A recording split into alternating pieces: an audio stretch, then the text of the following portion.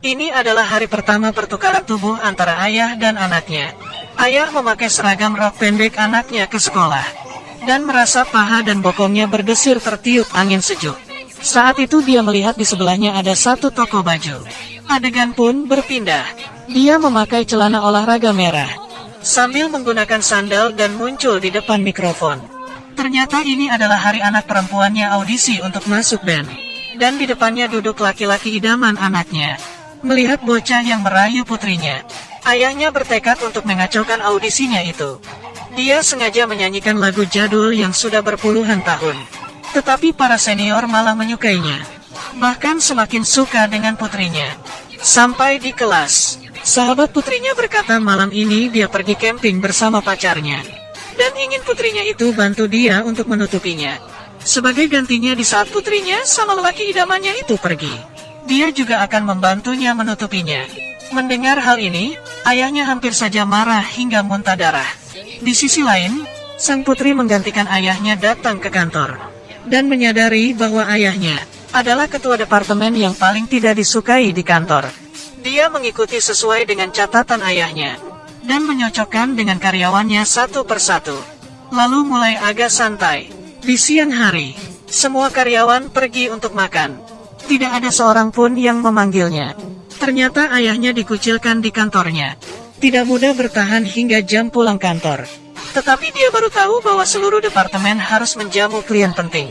Katanya sih menjamu klien tetapi malah adu bir. Tetapi putrinya tidak bisa minum bir.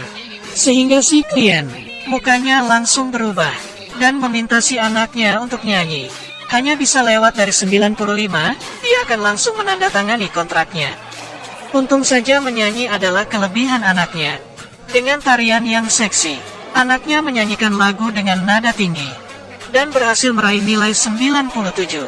Siapa tahu kliennya itu mabuk lagi. Dan mulai melecehkan si wanita. Demi orderan wanita itu hanya bisa menahannya.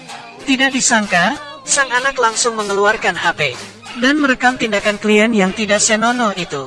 Dan menyebarkannya di internet. Di malam hari, saat ayah dan anak itu sampai di rumah mereka saling menukar cerita. Dan mengetahui bahwa satu sama lain sama-sama menyebabkan masalah. Bahkan berpura-pura seperti bahagia. Karena ayah pernah bilang, hanya dengan tidak berantem baru bisa kembali menjadi semula. Di hari kedua, anaknya dipanggil oleh atasan ke dalam ruangan. Pemimpinnya menginginkan dia untuk menghapus video itu. Dan juga minta maaf ke klien. Kalau tidak akan memecatnya. Di perjalanan pulang, melihat tas kantor yang bobrok, sang putri akhirnya merasakan ayahnya yang kesusahan. Tetapi di hari kedua sang ayah di sekolah menyebabkan masalah lagi. Ini adalah hari keempat sang ayah menggantikan anaknya masuk sekolah. Dan harus menghadapi ujian. Dia yang selama ini selalu menganggap dirinya sebagai seorang sarjana merasa malu saat melihat kertas ujian. Dan mulai menggambar lingkaran di atas kertas. Di sisi lain, putri yang menggantikan ayahnya bekerja. Bekerja dengan sangat baik. Di dalam acara live belanja, putrinya mengandalkan kecintaannya pada kecantikan. Berhasil menjual stok barang lipstik yang disimpan perusahaan. Dan anaknya mendapat telepon dari atasan. Ternyata sang ayah ujiannya hancur. Dari seluruh kelas juara 2 dari belakang. Putrinya bergegas ke kantor sekolah untuk menemui guru. Dan mengingat apa yang ayah saya bicarakan sepanjang hari, mengembalikannya secara utuh.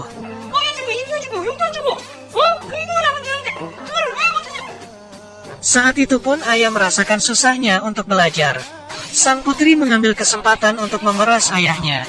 Dan mengatakan dia ada janji dengan pria idamannya. Memakai gaun berwarna merah. Anaknya juga mengikatkan rambutnya bulat ke atas. Sang ayah tepat waktu ke tempat janjian. Dan anaknya memperhatikan prosesnya dari luar pintu. Di bus dalam perjalanan pulang, ayahnya ketiduran.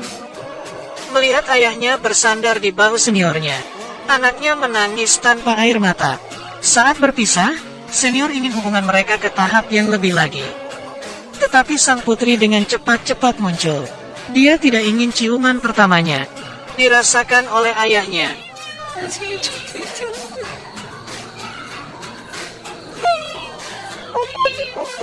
Hari ini ayah melakukan peluncuran untuk produk yang sudah dipersiapkan selama setahun.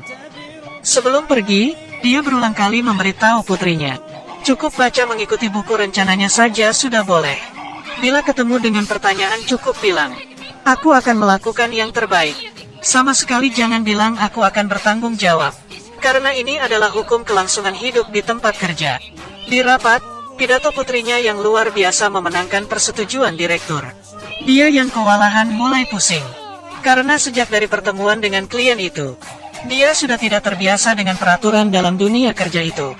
Tetapi pidato dari hati itu membuat orang-orang departemen ayahnya dipecat. Sang ayah terburu-buru naik sepeda ke kantor dan tidak memerhatikan mobil yang melaju dari depan. Di rumah sakit, sang putri menyesal dan duduk di samping ayahnya.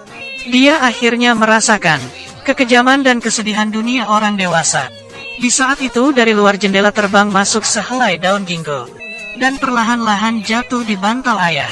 Keesokan paginya, sang ayah dan anak itu bertemu di lorong rumah sakit. Mereka akhirnya kembali seperti semula. Tidak tahu dari sejak kapan dimulai. Anak kecil yang digendong di atas bahunya sang ayah itu perlahan-lahan bertumbuh besar. Dari tidak berkata-kata dengan ayah hingga tidak ada ain bisa dikatakan. Dari orang yang dekat hingga orang asing yang sangat dikenal.